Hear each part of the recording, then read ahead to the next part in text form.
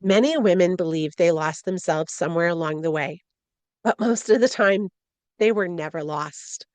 They were taught to be agreeable, taught to be pleasing, taught to quiet the parts of themselves that were too bold, too emotional, too powerful, too different.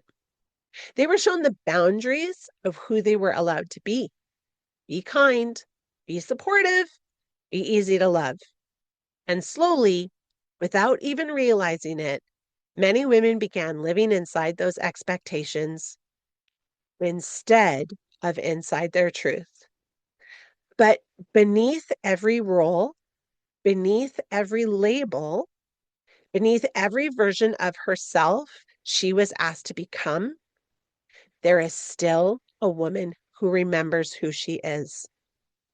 Welcome to And She Remembers, the podcast where women reconnect with their intuition, reclaim their power, and remember who they truly are. Today, we're going to talk about meeting the woman beneath the conditioning. Take a moment and really sit with that idea because the conditioning women experience today didn't just appear out of nowhere.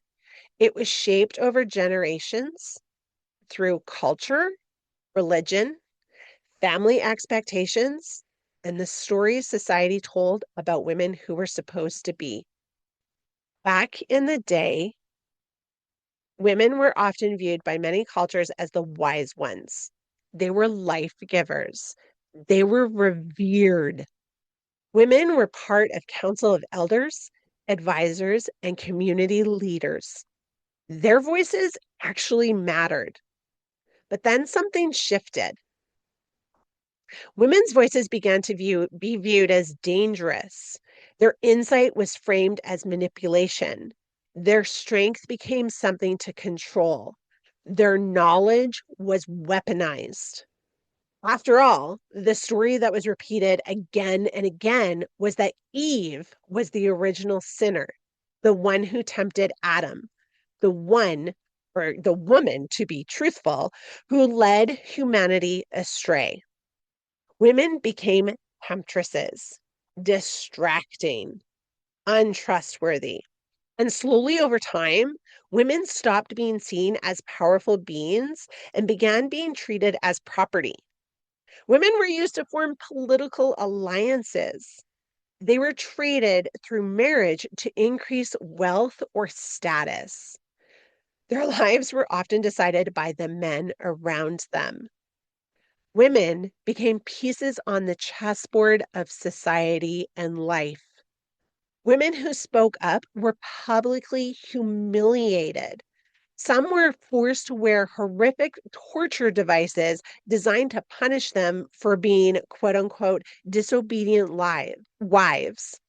And these things were put around their heads. They were impossible to hide. Others were institutionalized in asylums for reasons that, by today's standards, sound absurd. And they truly were.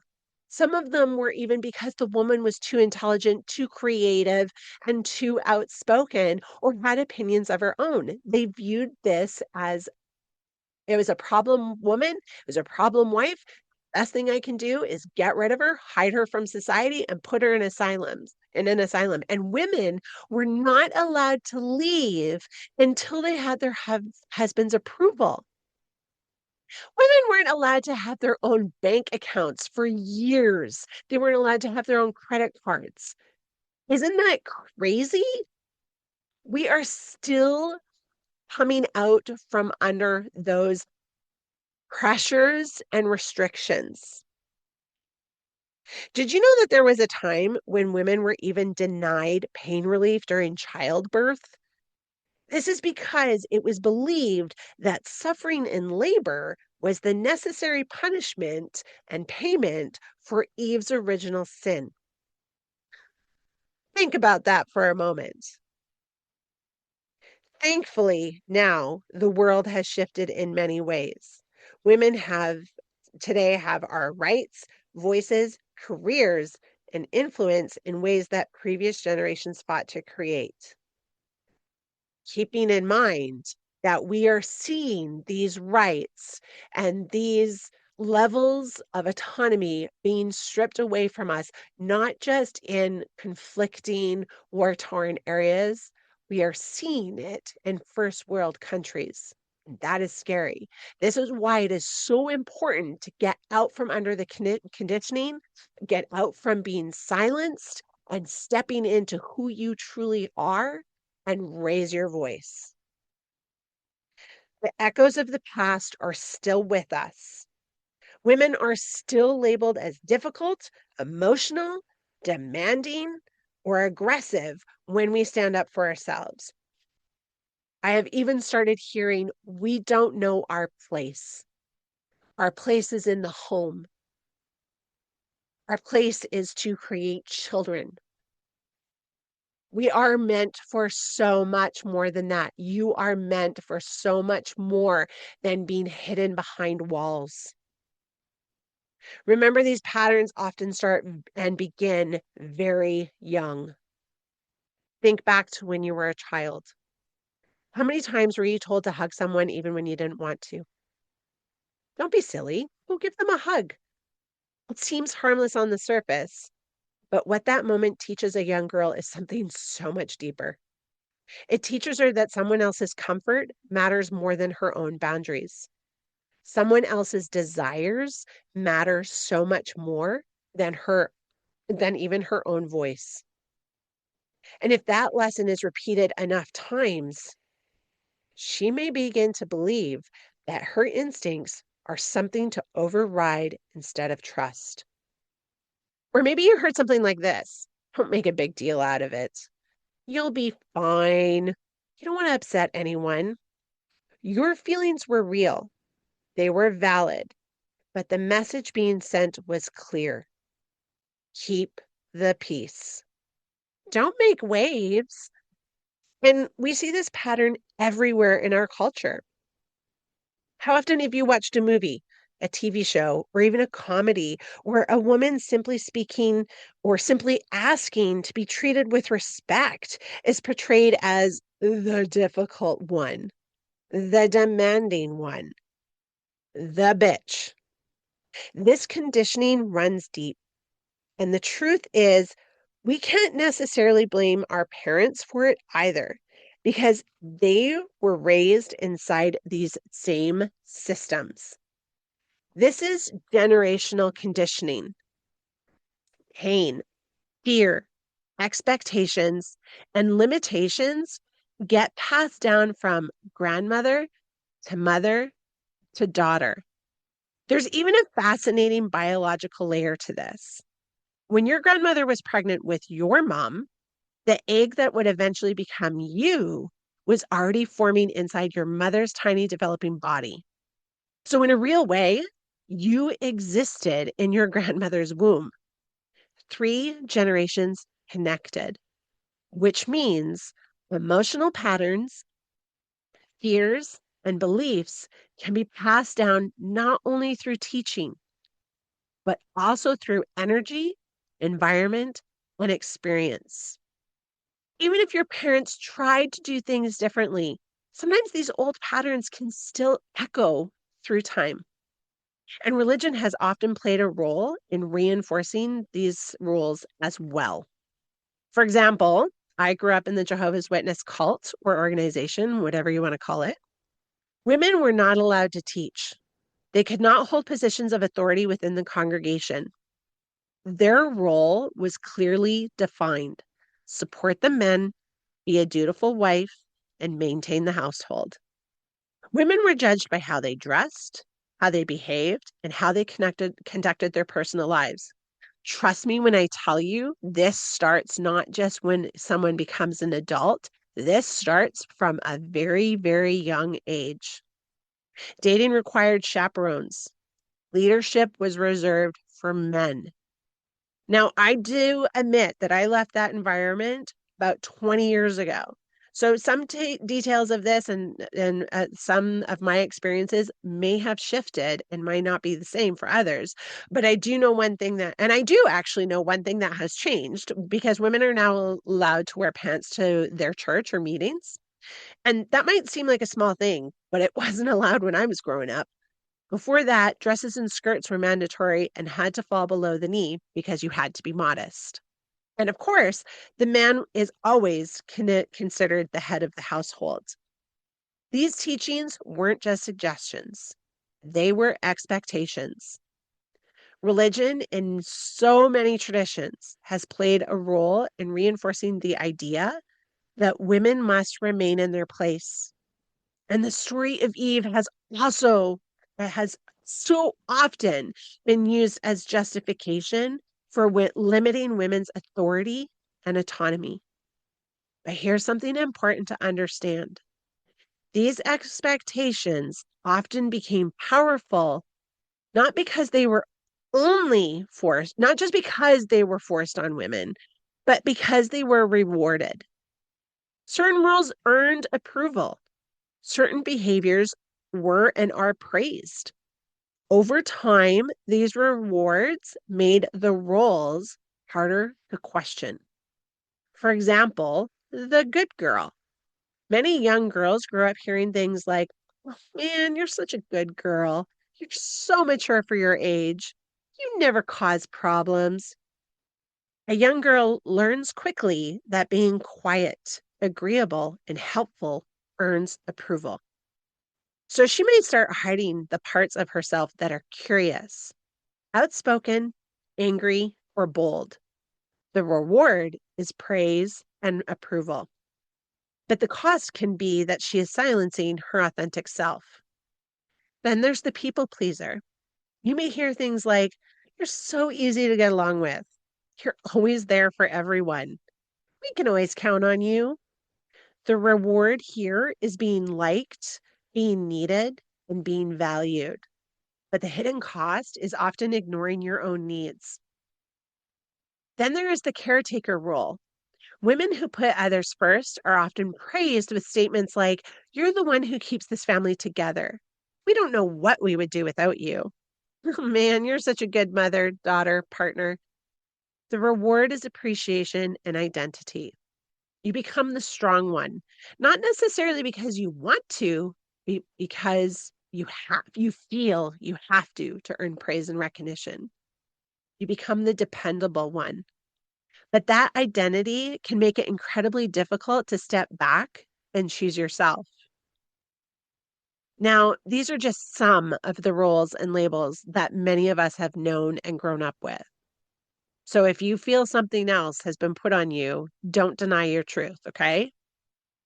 So when these roles come on us, the identity can make it incredibly difficult to step back and really allow ourselves to choose ourselves, because choosing yourself can suddenly feel like you are abandoning everyone else.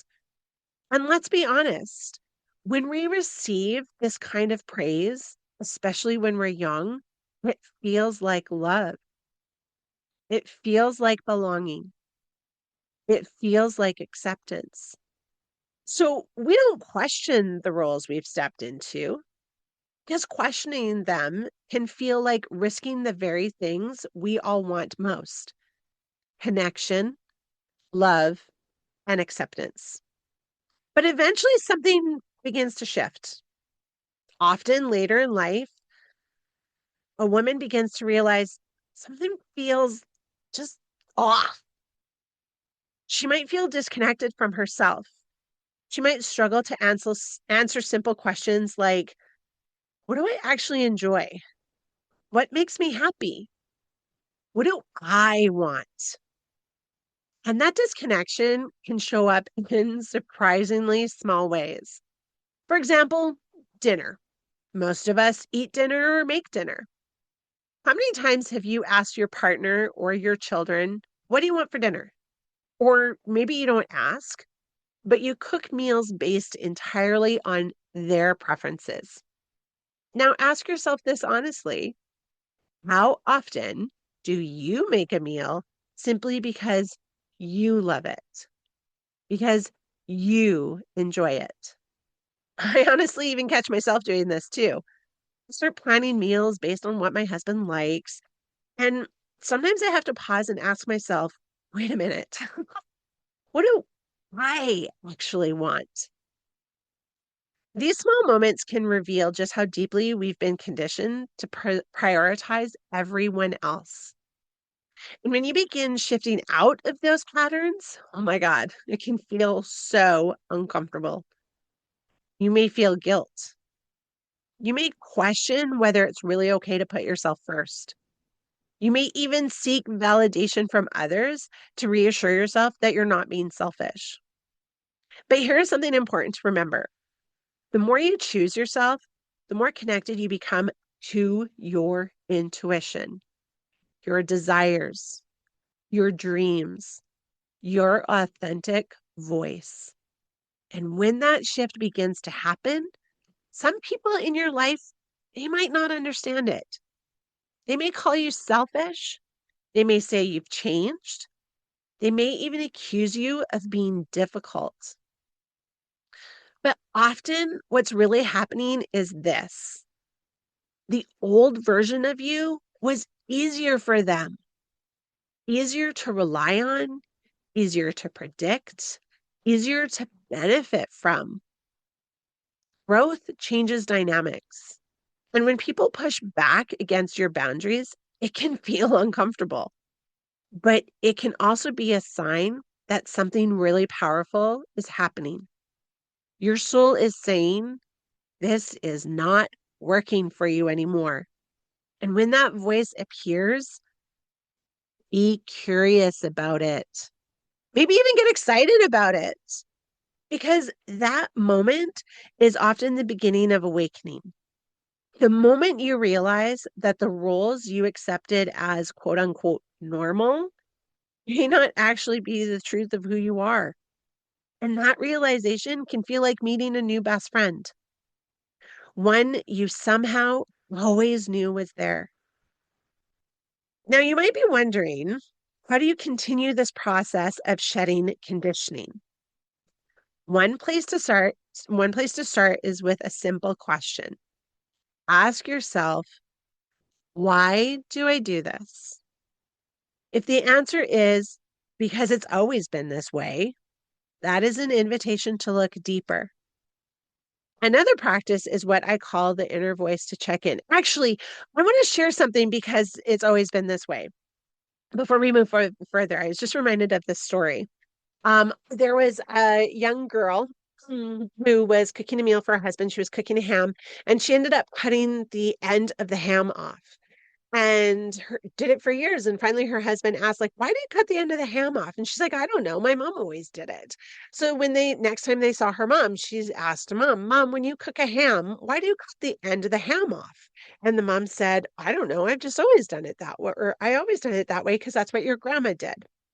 So when they went to visit her grandma the next time, they said, "Grandma, why did you always cut the end of the ham off when you were cooking it?" And she said, "Because it was always too big for the pan."